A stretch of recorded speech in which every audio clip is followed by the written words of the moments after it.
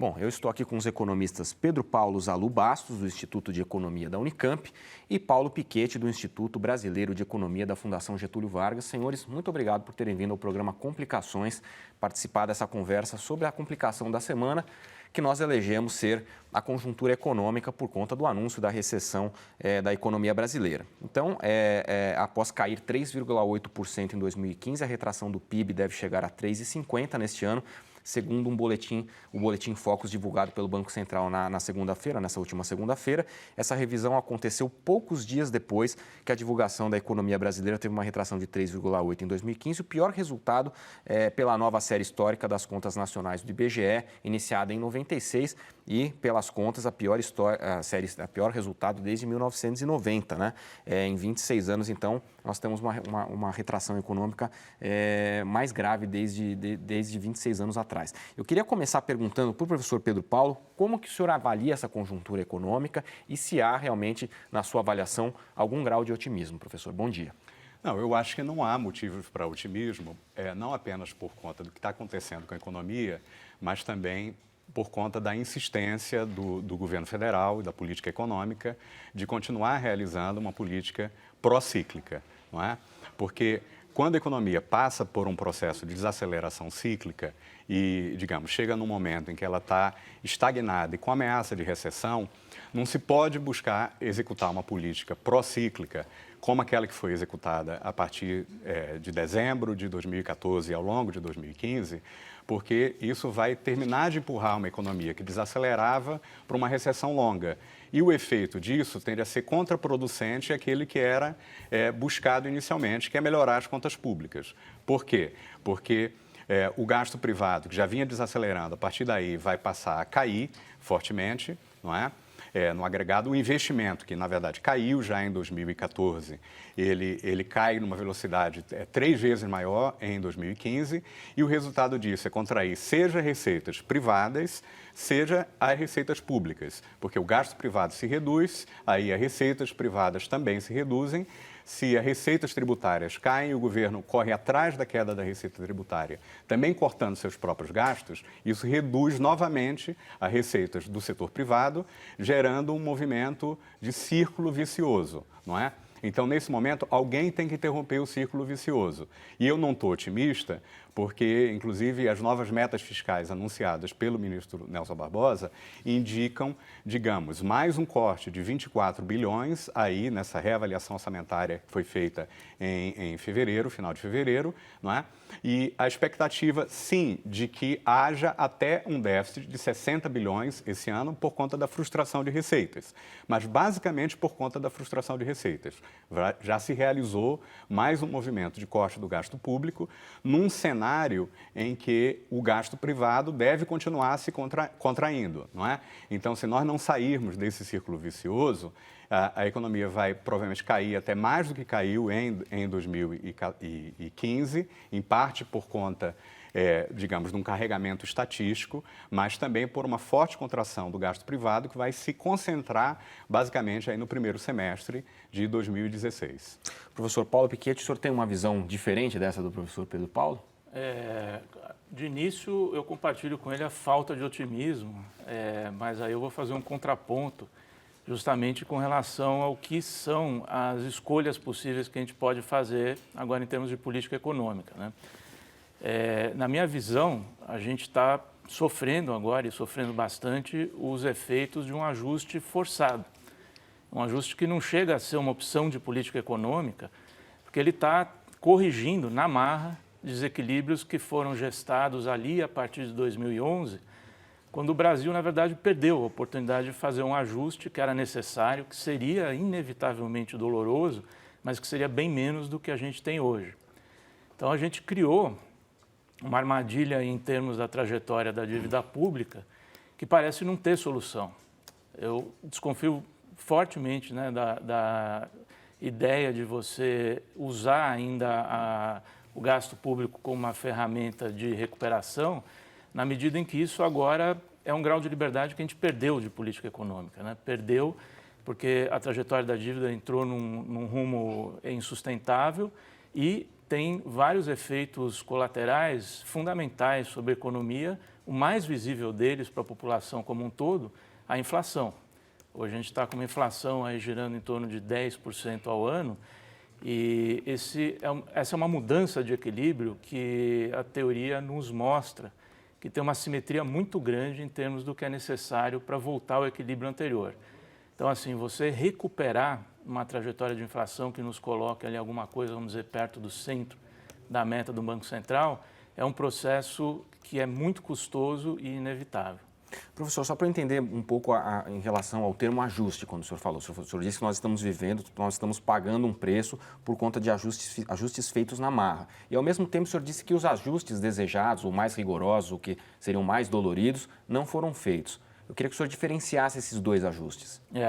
Olhando exatamente para o lado do ajuste fiscal, né, a gente teve, a partir de 2011, uma deterioração muito grande das contas públicas que culminou no déficit recorde, né, que a gente teve o ano passado, que agora está sendo alimentado, como o professor Pedro Paulo bem salientou, não só pela questão de queda de receita, mas também por alguma contenção orçamentária. Mas o fato é que quando esse ajuste era relativamente fácil de ser feito, apesar de ser inevitavelmente doloroso, ele era relativamente fácil, ele não foi feito, nem no começo de 2015. Na verdade, assim, o que o ministro Levi conseguiu fazer em termos de ajuste foi praticamente zero. Ele perdeu todas as batalhas dele no Congresso. E se a gente olhar o que aconteceu, né? Você reduziu verba estudantil do FIES, você reduziu os recursos para o seguro-desemprego porque aumentou o número de exigências, mas assim, do ponto de vista prático, os gastos correntes continuaram aumentando em termos reais. Então, com isso, o ajuste que está sendo feito agora, que eu digo que é na marra, é porque a gente está pagando os preços por uma série de dimensões aí do nível de atividade, do nível de preços, desse descontrole da dívida pública. Qual que é a sua visão, professor, sobre o ajuste fiscal? Olha, eu discordo primeiro dos dados. Em 2015, foi realizado um enorme ajuste do ponto de vista do corte de despesas. Inclusive, em relação àquilo que o Levi tinha proposto, ele fez muito mais do que ele tinha proposto no final de 2014. Então, o resultado fiscal fortemente deficitário em 2015 resulta basicamente da contração das receitas, que é determinada em parte exatamente pela política pró-cíclica de corte que foi realizada em 2015. Não é? Na verdade, se nós considerarmos os gastos do governo central, o corte de despesas chega a mais ou menos 1% do PIB em relação a 2014. Não é? O Levi tinha proposto realizar um corte de 0,3% do PIB, um corte ali que chegaria em torno de 0,25 ou de 25 bilhões a 30 bilhões, né? E o corte só do governo central foi de 55 bilhões. Não é? O Ministério da Fazenda apresentou outros dados, né, que mostram uma redução da despesa discricionária. Isso apresentado na semana passada, o conjunto incluindo os restos a pagar, digamos, que foram saldados em 2015. Uma redução da despesa discricionária de 82,6 bilhões. Uma redução da despesa obrigatória de 25 bilhões. Uma revisão de desonerações de 21 bilhões. Então, o esforço fiscal, no geral, é de 134 bilhões de reais. Isso é muita coisa. Isso é nada mais, nada menos do que 2,3% do PIB, não é? Quer dizer, pelo menos 5 vezes mais do que o ajuste, o corte que o Levi quis fazer. E ao longo do ano, o que o Levi fez? Ele não se manteve no corte que ele tinha proposto. À medida em que as receitas tributárias vinham caindo, ele, a cada revisão do orçamento, fazia novos cortes. Agora, evidentemente, o problema central é que há um corte, como ele falou, em despesas, digamos, vinculadas à saúde. Saúde depois, no final, se recuperou, mas em educação. Mas o central é que o corte foi concentrado em investimento público. O investimento público caiu 35 bilhões, não é? Mais algo em torno de 20 bilhões do PAC, não é? Quer dizer, o investimento público foi cortado em 35 por cento em relação a 2014. E a gente sabe que o investimento público tem um enorme efeito multiplicador no sentido de reduzir também o gasto privado.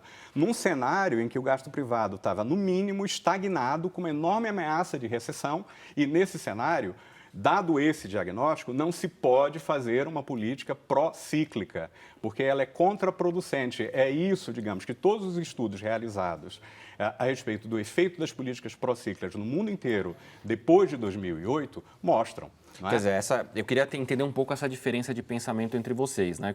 A diferença dos dados também. É claro, exatamente. Que houve ajuste, houve corte muito forte. Exatamente. Posso esclarecer bem claro, isso, que eu queria é uma entender coisa um pouquinho importante, melhor. né? Claro.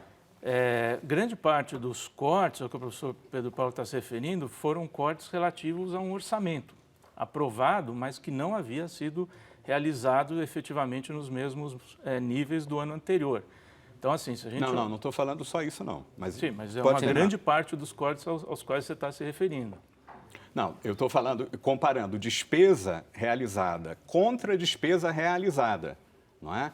Aí, os dados do Banco Central, os dados do Tesouro Nacional, mostram um corte enorme, só do governo central, de 50 e poucos bi, não é? Isso do ponto de vista da realização efetiva. E não é só isso, o esforço fiscal não é só isso. O esforço fiscal é revisão de desonerações, é aumento de impostos, de IPI, de IOF, não é? Tudo isso tem um impacto, corte dos investimentos, dos planos de investimento das empresas estatais.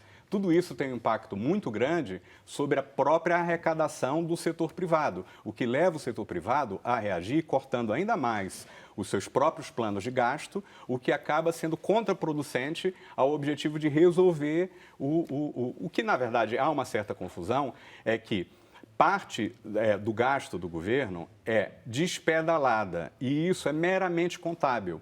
É gasto que já tinha sido realizado em 2014, mas não foi contabilizado em 2014, tá certo? Agora, à medida que esse gasto é registrado em 2015 por meio de transferências de recursos intragovernamentais, não é? Ele não tem um impacto efetivo do ponto de vista do gasto, mas mesmo tirando isso aí, o corte de despesa efetiva é algo em torno de 50 bi só do ponto de vista do governo central, quer dizer, 1% do PIB praticamente. Tá certo? Agora, professor, o ministro do Joaquim Levy acabou saindo do governo desgastado por conta das medidas de ajuste que ele defendia, né? E eu queria até, mais uma vez, insistir em tentar entender um pouquinho mais essa diferença entre fazer ou não ajuste e se realmente quanto desse ajuste aconteceu ao longo dessa gestão do ministro Levy.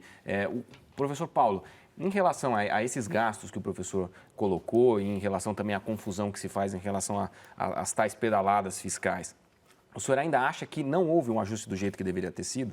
Sem dúvida. O déficit do fim do ano é a prova disso, apesar de ter, óbvio, a participação da queda de receita.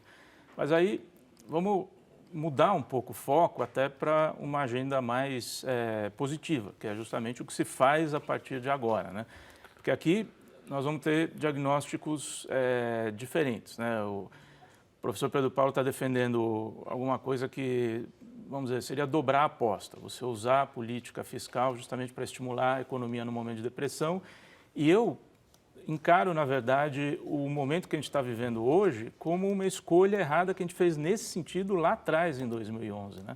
Porque, na verdade, a recessão não começou em 2015. A recessão não é resultado de algum ajuste maior ou menor, dependendo da jeito que a gente olha a contabilidade do setor público, que o ministro Levy fez ou deixou de fazer. A recessão começou no segundo trimestre de 2014.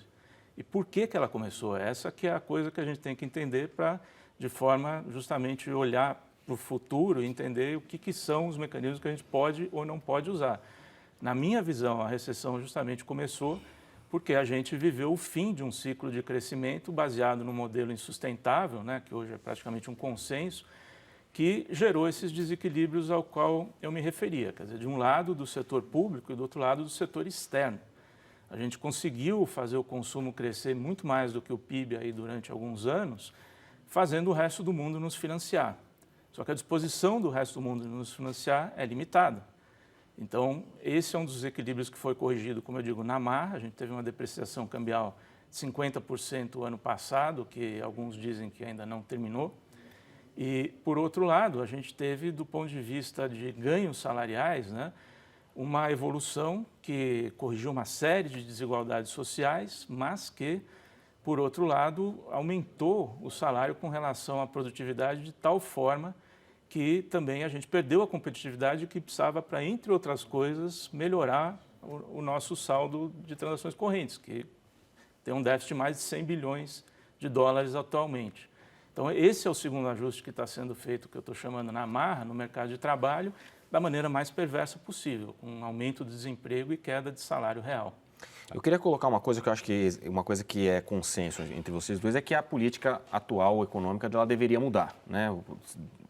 Claro que cada um pensa de uma maneira. Eu queria só citar um penúltimo artigo que o ex-ministro Delfim Neto citou no jornal Valor Econômico, que ele diz que de 2003 a 2011, beneficiado por uma excepcional expansão externa, o Brasil melhorou e cresceu em média de 4,1% ao ano, 40% acumulado, aumentou a igualdade de oportunidades, que é o que o professor Paulo acabou de dizer, de reduzir a desigualdade, manteve a inflação relativamente controlada, gerou superávit primário médio de 3,1% do PIB e estabilizou a relação dívida bruta PIB após reduzi-la em 52% do PIB. Mas, infelizmente, para controlar a inflação, ele valorizou a taxa de câmbio e destruiu a indústria nacional. Eu queria saber se vocês concordam com esse diagnóstico. Eu acho que, de fato, há um problema na política econômica executada pelo primeiro governo Dilma, não é?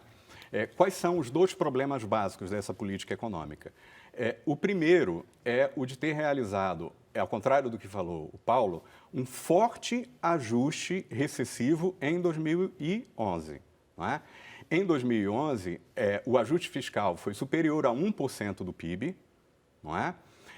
E, ao mesmo tempo, o Banco Central realizou uma grande elevação da taxa de juros, que vem lá do final de 2010, e complementou isso com o que é chamado de controles macroprudenciais, que são formas de controle quantitativo do crédito.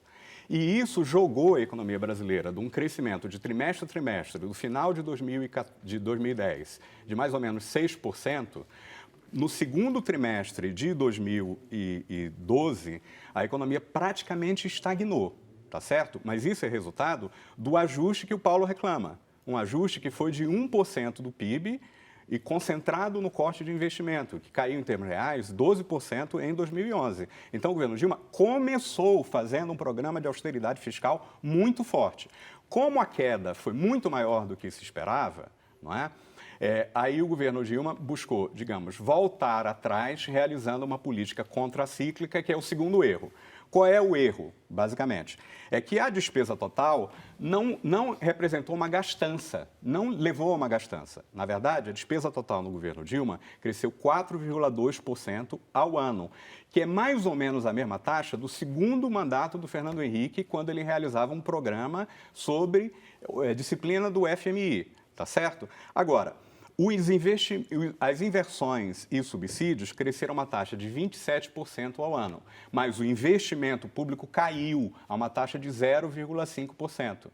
Quando o investimento tinha aumentado no segundo mandato do Lula, com o PAC, em 21% ao ano. Então, na verdade, ocorreu um uso, digamos, do espaço fiscal para realizar desonerações e subsídios e reduzir o investimento público. Esse é o segundo erro, porque essa política contracíclica é errada, tá certo?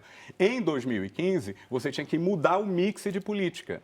Tinha que deixar, de fato, de realizar tantas desonerações e subsídios e aumentar o investimento público, que tem um multiplicador sobre o gasto privado muito maior. O que não podia ser feito era, se você estava num processo recessivo, que eu discordo inteiramente do Paulo. Na verdade, você tem uma forte queda no segundo trimestre de 2014, não é? E isso muito associado à realização da Copa do Mundo, não é? Em junho de 2014, não é?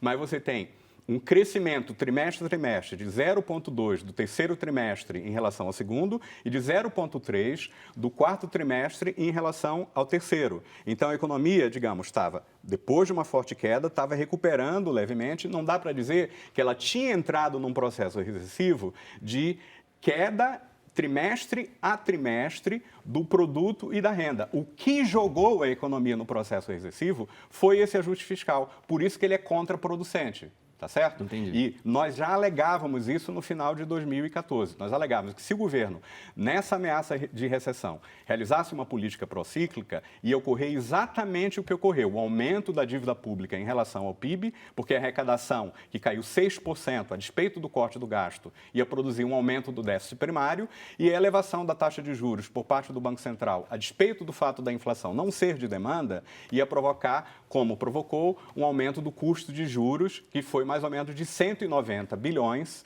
em 2015. Então, espaço fiscal você tem. Só que o espaço fiscal foi utilizado com queda de receita tributária, por causa, em parte, do ajuste fiscal contraproducente, não é?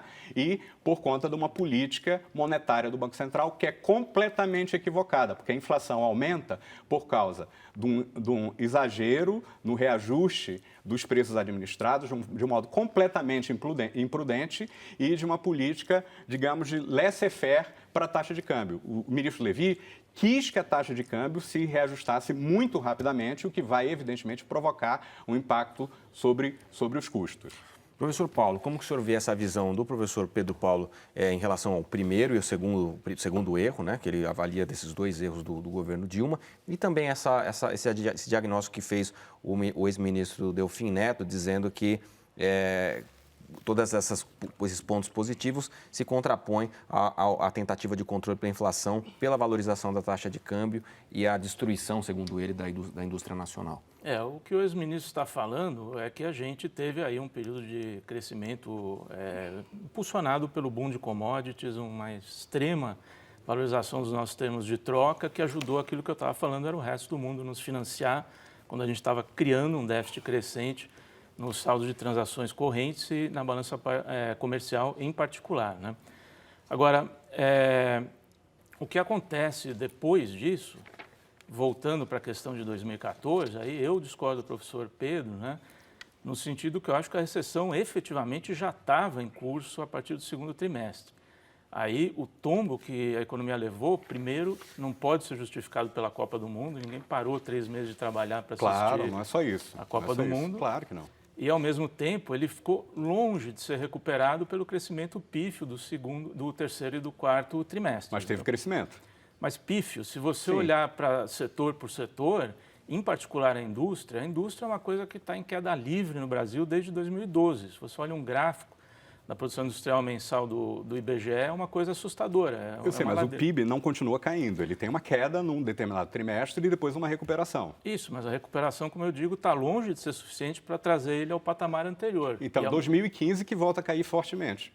Isso, como resultado, na verdade, aí das decisões de 2015. Das decisões de 2015 que estavam corrigindo esses desequilíbrios que foram gestados ao longo desse ano todo.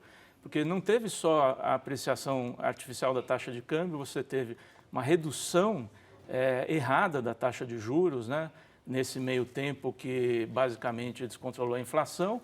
E para tentar segurar tudo isso, ainda uma canetada em cima de preços públicos que segurou o preço da gasolina e da energia elétrica. Então, tem outra dimensão de política econômica que a gente está deixando aqui de lado, mas que é igualmente importante, que é o lado microeconômico, né? Nesse período todo, você criou uma série de distorções no sistema de mercado que tem um impacto muito mais profundo do que qualquer tipo de política monetária ou política fiscal para imaginar o que é a disposição do empresariado para investir. Você basicamente destruiu um setor alcooleiro por tentar controlar o preço da gasolina para controlar a inflação, que por sua vez é resultado de uma taxa de juros errada e de uma política fiscal que também devia ter sido ajustada e não foi. Você criou um problema enorme do setor elétrico. Então, parte do ajuste que a gente teve na marra ao longo de 2015, na inflação, como o professor Pedro lembrou, não é uma escolha do governo reajustar esses preços relativos à Petrobras, quebrou. A maior empresa da América Latina, se for olhar todas essas acusações de roubalheira, tal, que infelizmente parece que existiram, não é nada perto do prejuízo causado pela má administração da Petrobras, onde justamente a questão do preço da gasolina ocupa um papel central.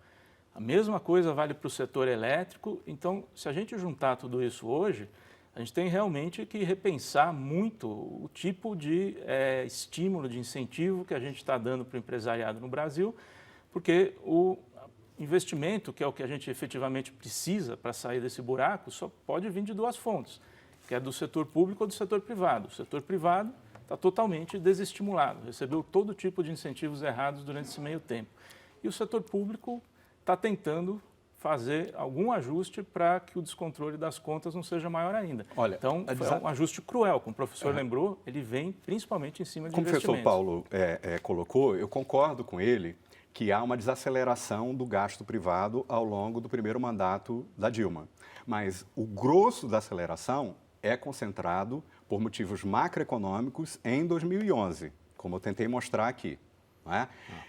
Quer dizer, a partir daí, você tem uma desaceleração que é cíclica normal, porque a economia capitalista opera em ciclos. Os consumidores se endividaram para consumir bens duráveis e para comprar casas. E os empresários se endividaram para ampliar a capacidade produtiva para atender essa ampliação do consumo.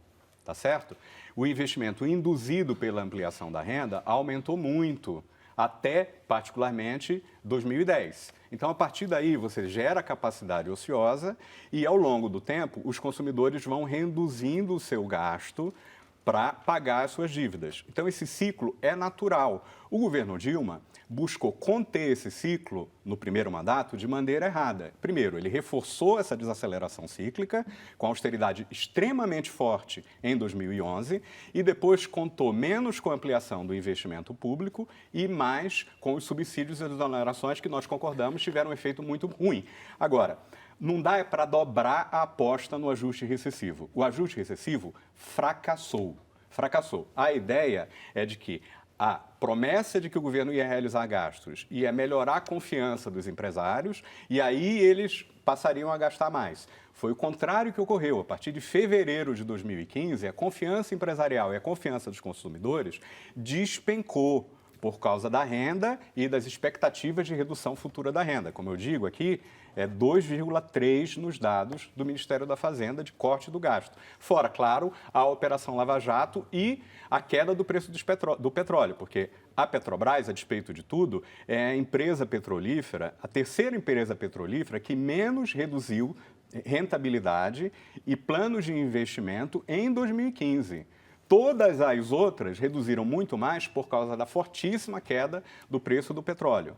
Tá claro? Isso a gente tem que levar em consideração. Então, esses fatores fazem com que não dá para dobrar a aposta no ajuste recessivo. Você tem que sair, de alguma maneira, contracíclica, rompendo o círculo vicioso e a queda livre que se consolidou na economia brasileira. Senhores, o nosso tempo, infelizmente, se esgotou. Eu acho que a gente conseguiu ver duas visões bastante diferentes sobre a crise que a gente está enfrentando e até, inclusive, saídas para elas, né? Porque, justamente, ao mesmo tempo que vocês analisaram, vocês também mostraram o que poderia ter sido feito. Claro que a gente poderia conversar aqui muito mais tempo sobre isso. Quem sabe a gente até volte a nos encontrar para tratar desse assunto. Eu agradeço muito vocês terem participado aqui do programa Complicações. Muito obrigado. O convite e o debate num nível bem melhor do que a gente está vendo hoje, infelizmente, né? Tá certo. Muito obrigado, senhor.